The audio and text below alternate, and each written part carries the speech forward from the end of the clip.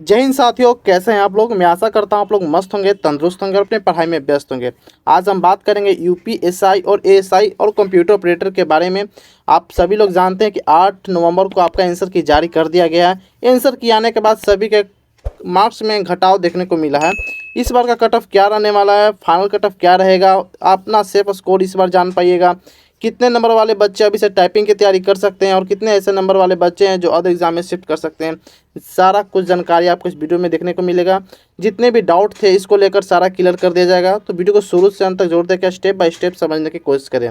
सबसे पहले हम बात कर लेते हैं एग्ज़ाम डेट को लेकर। तो एग्ज़ाम 2 नवंबर को लिया गया था। उम्मीदवार 8/11/2025 से आपत्ति प्रस्तुत करना शुरू कर सकते हैं, क्योंकि 8 नवंबर को ही आपका आंसर की जारी किया गया था। 11 तारीख तक अपना कोई भी ऑब्जेक्शन हो, अपना डाउट हो क्वेश्चन को लेकर, तो आप ऑब्जेक्शन कर सकते हैं। अब बात करते हैं 12 बजे तक आप ऑब्जेक्शन कर सकते हैं, ठीक है। हम बात करेंगे सबसे पहले कंप्यूटर ऑपरेटर के बारे में।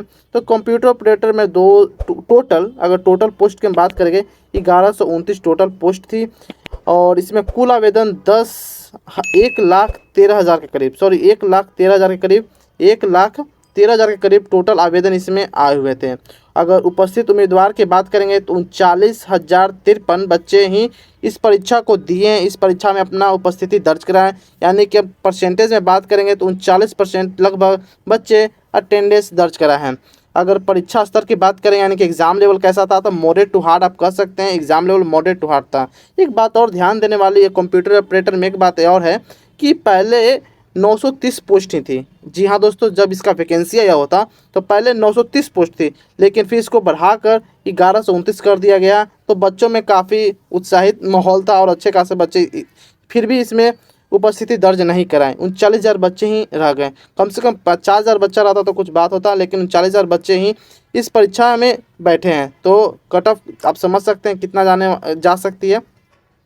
अब हम बात करेंगे रिटन एग्ज़ाम को लेकर। टोटल वैकेंसी के 5 गुना बच्चे को आगे टाइपिस्ट यानी कि टाइपिंग के लिए बुलाया जाएगा।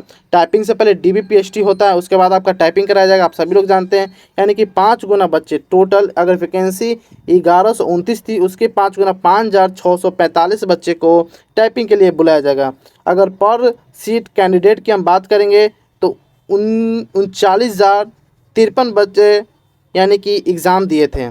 39,053 बच्चे एग्ज़ाम दिए थे, उसमें 5,645 यानी कि इसके पोस्ट के 5 गुना 5,645 बच्चे हो रहे हैं। अब इन दोनों के भाग देंगे तो 7, यानी कि एक सीट के लिए 7 बच्चे फाइट कर रहे हैं। आप लोग समझ गए फाइट कितने बच्चे कर रहे हैं और कट ऑफ क्या रहने वाला है। अब हम बात करेंगे कट ऑफ को लेकर। कंप्यूटर ऑपरेटर का एक कट ऑफ है, फाइनल कट ऑफ की हम बात करेंगे। अगर जनरल से और मेल हैं, जनरल यानी UR अगर मेल हैं तो 120 से 24 आपके लिए सेफ स्कोर है। फीमेल की बात करेंगे 110 से 13, EWS मेल 112 से 18, फीमेल 103 से 6, OBC मेल 110 से 13 और OBC फीमेल 110 से 102, SC मेल 100 से 105 तक। और महिला की बात करेंगे तो 95 से 98, ST पुरुष की बात करेंगे तो 90 से 95 और ST महिला की बात करेंगे तो 90 से 95। अगर आपका इतना बन रहा है स्कोर तो आप अभी से टाइपिंग की तैयारी स्टार्ट कर दीजिए और आपका नाम आ सकता है टाइपिंग के लिस्ट में, तो आप अपना अभी से टाइपिंग की तैयारी अपना स्टार्ट कर सकते हैं दोस्तों। अब हम बात करेंगे टोटल SI की वैकेंसी को लेकर। तो आप जानते हैं टोटल SI का वैकेंसी 921 थी, जिसमें SI कॉन्फ्रेंस की 268, SI कलर के 449, ASI अकाउंट की बात करेंगे तो 204 और टोटल वैकेंसी हो गई 921 टोटल वैकेंसी हो गई।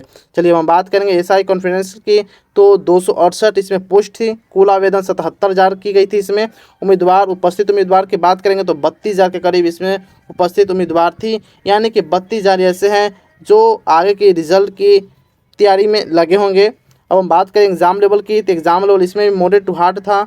ज़्यादा ना हार्ड बोल सकते हैं ना ज़्यादा मॉडरेट बोल सकते हैं, यानी कि बीच बीच में था आपका एग्ज़ाम लेवल, आप सब समझ सकते हैं। चलिए अब हम बात करते हैं इसके कट ऑफ को लेकर। तो इसका कट ऑफ कुछ इस प्रकार जाने वाली है। अगर आप मेल हैं और यूवर्स हैं तो 312 से 14 आपके लिए सेफ स्कोर है। फाइनल कट ऑफ की हम बात कर रहे हैं दोस्तों, आप ध्यान दें, हम फाइनल कट ऑफ की बात कर रहे हैं। OBC 308 से 10, EWS 305 से 8, SC की बात करेंगे दोस्तों तो 285 से 90 और ST की हम बात करेंगे तो 280 से 85 आपका कट ऑफ रहने वाला है। प्लस माइनस 3-4 हो सकता है, प्लस माइनस 3-4 है। आप अपना आगे की तैयारी स्टार्ट कर दीजिए। अगर हम बात करें फीमेल कैंडिडेट के लिए तो फीमेल कैंडिडेट ध्यान दें, अगर आप यूआर से हैं तो 290 से 95, OBC 283 से 87, EWS 280 से 82, SC की बात करेंगे दोस्तों 275 से 78 आपका कट ऑफ रहने वाला है। ST की बात करेंगे तो 260 से 65। ये फाइनल कट आपका बताया जा रहा है, आप लोग ध्यान दीजिएगा। चलिए अब हम बात करते हैं ASI क्लर्क की यानी कि लिपिक की बात करेंगे। इसमें टोटल पोस्ट 449 आपके टोटल पोस्ट है। जनरल के लिए 186, EWS के लिए 43, OBC के लिए 120, SC की बात करेंगे 93 और ST की सबसे कम यानी कि 7 पोस्ट रिजर्व थी। टोटल पोस्ट हो गए आपके 449। चलिए अब हम बात करेंगे जनरल यानी कि मेल के लिए तो 313 से 316, OBC के लिए 309 से 13, EWS के लिए 305 से 8, SC मेल के लिए 300 से 304, ST की बात करेंगे 292 से 297। जी हाँ दोस्तों, अगर इतना है तो आप आगे की कंटिन्यू कर सकते हैं। अगर हम बात करेंगे फीमेल कैंडिडेट के लिए जो SI क्लर्क के लिए वैकेंसी की थी, अप्लाई किए थे, तो उनके लिए हम बात करेंगे 307 से 10, फीमेल 304 से 6, OBC वाले, EWS फीमेल 300 से 304, SC फीमेल 290 से 295 और ST फीमेल की बात करेंगे 280 से 288 इस बार का आपका कट ऑफ रहने वाला है। चलिए दोस्तों हम बात करेंगे ASI अकाउंट यानी कि लेखा के लिए तो टोटल पद इसमें 204 थी। अब हम बात करेंगे टोटल पद 204, जनरल के लिए 88, EWS 49, OBC 53, SC 42 और ST की बात करेंगे तो 2 पद रिजर्व थी।